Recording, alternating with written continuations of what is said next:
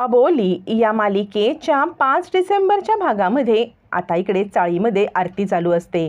एक एक करत सगळेजण चाळीमध्ये आता आरतीचा मान घेत असताना अबोलीचं लक्ष नसतं। अबोलीचं लक्ष सारखं मात्र आता त्या बहुरूप्याच्या वेगवेगळी रूपं तिला आठवत असतात, बहुरूपेने दिलेला त्रास आठवत असतो आणि अबोली विचार करते, काय होतंय हे सगळं? हा माझा भास आहे, मला जाणवतंय, तरीसुद्धा भास मला का होतोय? आणि असंच तिचा विचार चालू असताना राघू आता पूजेची थाळी अबोलीच्या हातामध्ये देते।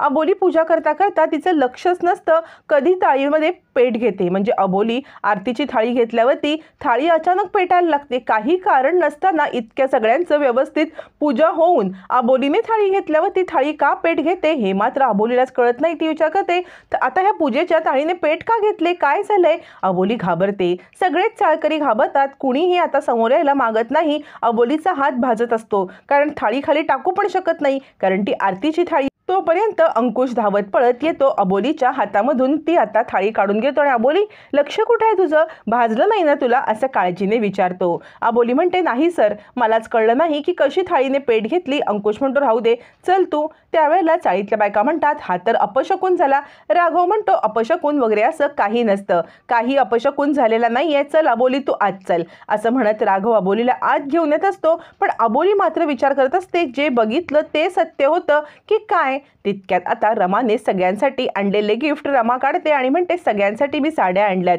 तितक्यात तिथे नीता येते आणि मला विसरलीस का ग तू आई? यावरती रमा म्हणते, हो ग हो, तुला विसरलेच मी। नीता म्हणते, मला माहिती होतं ना, तू दरवेळेला असंच करणार, तुझ्या सख्ख्या मुलीला विसरणार आणि बाकीच्यांसाठी मात्र आणणार। रमा म्हणते, असं काय करतेस? अगं आणले मी तुझ्यासाठी साडी। असं म्हणत रमा आता नीताला तिची साडी देते आणि सगळ्यांना साडी दिली असता नीता म्हणते, ही तर ठीक आहे, पण मला अबोलीची साडी जरा जास्तच आवडली। अबोली, तू ही साडी घे आणि ती मला दे। असं म्हणत लालची नीता अबोलीची साडी घेते। आजी म्हणते, हे नेहमीच आहे हा, म्हणजे हिला न स्वतःची गोष्ट कधीच नाही पटत, दुसऱ्याचं जे आहे ना त्याच्यावरती डोळा ठेवण्याची ही हिची वृत्तीच आहे। असं म्हणत आजी आता चिडलेली असते आणि ती नीताला चांगलाच खडसावते।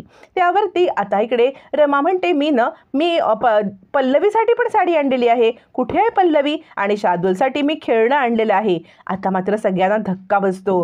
पल्लवीचं बद्दल रमाला काहीच माहीत नसतं, इवन बहुरूप्याबद्दल पण रमाला काही सांगितलेलं नसतं। या सगळ्यामुळे आता सगळ्यांना रमाला त्रास होऊ नये म्हणून तिला या सगळ्यापासून लांब ठेवायचं असतं। तरीसुद्धा आता मात्र रमा विचारायला लागते की कुठे आहे पल्लवी?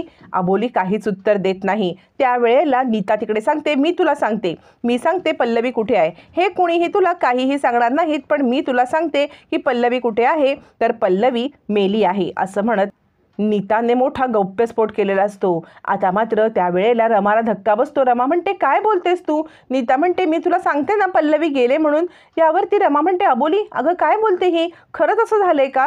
काय झालं होतं? यावरती आता मात्र बहुरूप्याचं काही सत्य समोर न येता पल्लवीच्या बद्दलचं सगळं सत्य लपवत अबोली सांगते, पल्लवीचा ॲक्सिडेंट झाला होता, आम्ही तिला वाचवण्याचा खूप प्रयत्न केला, पण आम्ही तिला नाही वाचवू शकलो। असं म्हणत रमाशी खोटं बोलत बहुरूप्याचं सगळं सत्य अबोली लपवून ठेवते। पण रमाला धक्का बसतो आणि ती म्हणते, मग शार्दूल कुठे आहे? यावरती नीता पुढे काही बोलणार असते, पण तिला दोघं जण गप्प करतात आणि बाहेर पाठवतात।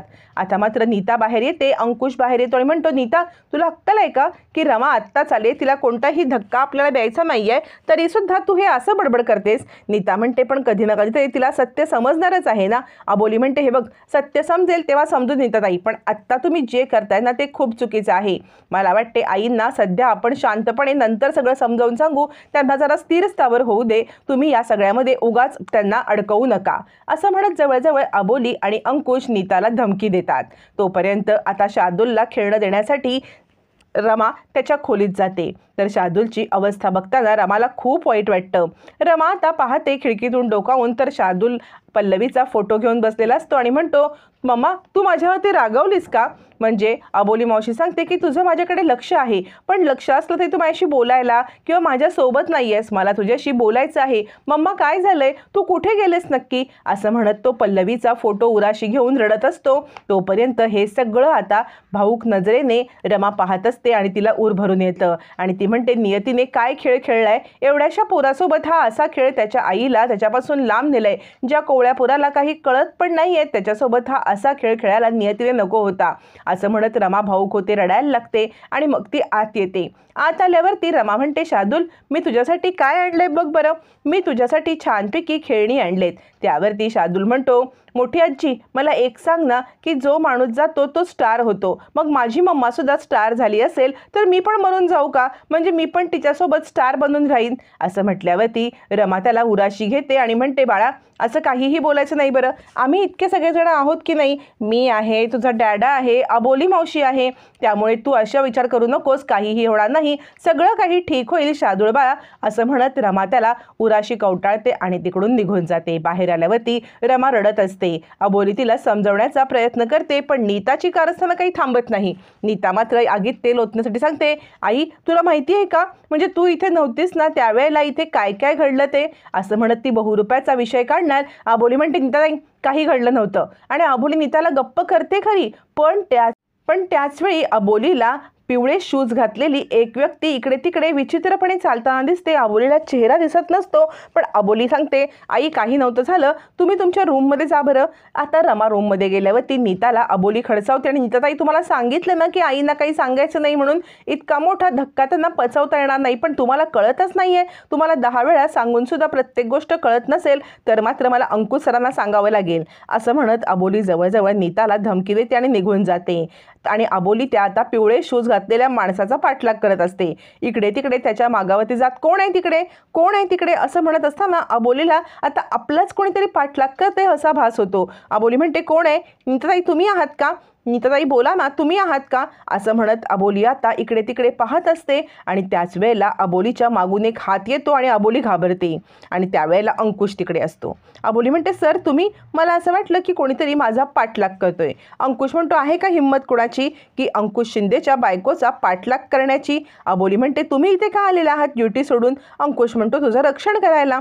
अबोली म्हणते, सर काहीही बोलताय तुम्ही. अंकुश म्हणतो, अगं हे बघ, मी काही हे ब्रोशर आणलेले आहेत, म्हणजे आपल्या शार्दूलला आता मात्र आपल्याला स्कूलमध्ये घालायला लागेल की नाही, तर काही चांगल्या स्कूलमध्ये मी गेलेलो, तिथले ब्रोशर आणलेले आहेत, तू बघून ठेव आपल्याला कोणत्या स्कूलमध्ये शार्दूलला ॲडमिशन घ्यायचं आहे ते. असं म्हणत अंकुश आता शार्दूलला स्कूलमध्ये घालण्यासाठी ब्रोशर आणलेले असतं आणि त्या सगळ्याची अबोलीला तो दाखवणी करत असतो की जेणेकरून चांगल्यातलं चांगलं स्कूल शार्दूलसाठी निवडता येईल. यावरती अबोली म्हणते, सर मला असं वाटते शार्दूलसाठी आता लवकरात लवकर स्कूल चालू करून त्याला हे सगळं विसरण्यासाठी भाग पाडलं पाहिजे. असं बोलणं चालू असताना अंकुशच्या हातामधून ते ब्रोशर खाली पडतात. अबोली ते ब्रोशर घ्यायला वागते आणि त्याच वेळेला अबोलीची नजर तिथे उभ्या असलेल्या की तिथे ठेवलेल्या त्याच येल्लो शूजवरती जाते.